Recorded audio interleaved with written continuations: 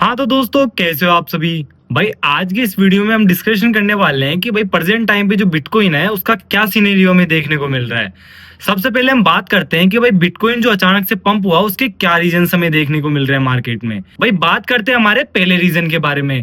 पहले है हमारा अग्रेसिव शॉर्ट स्क्वीज। कहने का मतलब है कि जो छोटे ट्रेडर्स थे या फिर जो छोटे इन्वेस्टर्स थे वो शॉर्ट ओपन करके बैठे हुए थे, लेकिन जो मार्केट मेकर्स थे उन्होंने अचानक से बाइंग करना स्टार्ट कर दिया। कहने का मतलब ये है कि जो छोटे ट्रेडर्स या फिर छोटे जो इन्वेस्टर्स थे उनका तो घाटा हो गया और जो मार्केट मेकर थे उनका तगड़ा वाला प्रॉफिट हो गया। कहने का मतलब ये है कि लोगों को लिक्विडेट करवाने के लिए भी मार्केट को अचानक से ऊपर लाया गया। भाई कहने का मतलब ये है कि लोगों को लिक्विडेट करवाने के लिए भी मार्केट को अचानक से पंप करवाया गया मार्केट मेकर्स के थ्रू। अब बात करते हैं हमारे सेकंड रीजन के बारे में।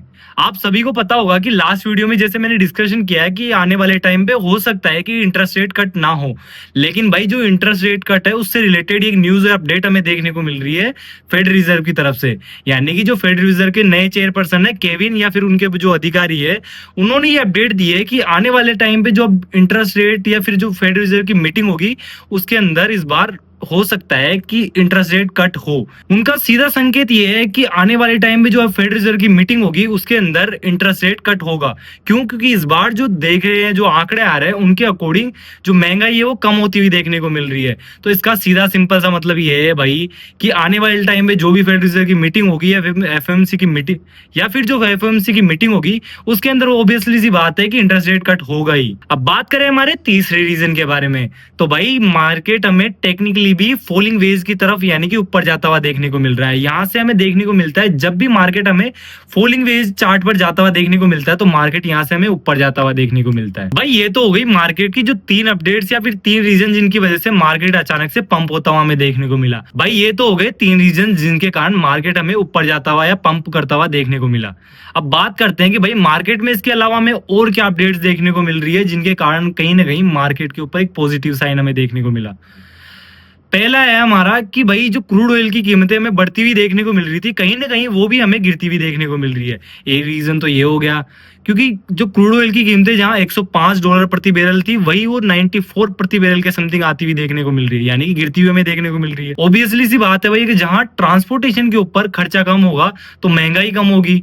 कहने का सिंपल सा मतलब ये है कि क्रूड ऑयल की कीमतें कम होगी तो पूरे वर्ल्ड के अंदर महंगाई कम होती हुई देखने को मिलेगी।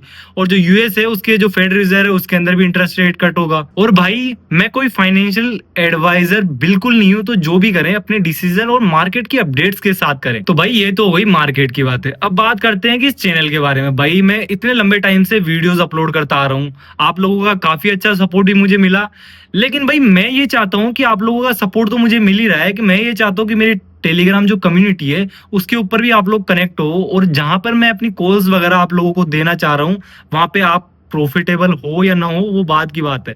लेकिन जो मार्केट की एक न्यूज होती है या फिर अपडेट्स होती है वहां पे मैं क्विकली अपडेट डालता हूं जिससे कि लोगों को न्यूज की अपडेट्स वगैरह भी मिलती रहती है, साथ ही साथ उन्हें मार्केट की न्यूज भी मिलती रहती है। कहीं ना कहीं वो मार्केट को लेकर एक सतर्कता की तरफ बढ़ते आगे। तो आपको आगे भी ऐसा ही टॉप नॉच कंटेंट चाहिए तो इस चैनल को सब्सक्राइब करना बिल्कुल ना भूले। मिलते हैं अगले वीडियो में, जब तक के लिए जय हिंद जय भारत।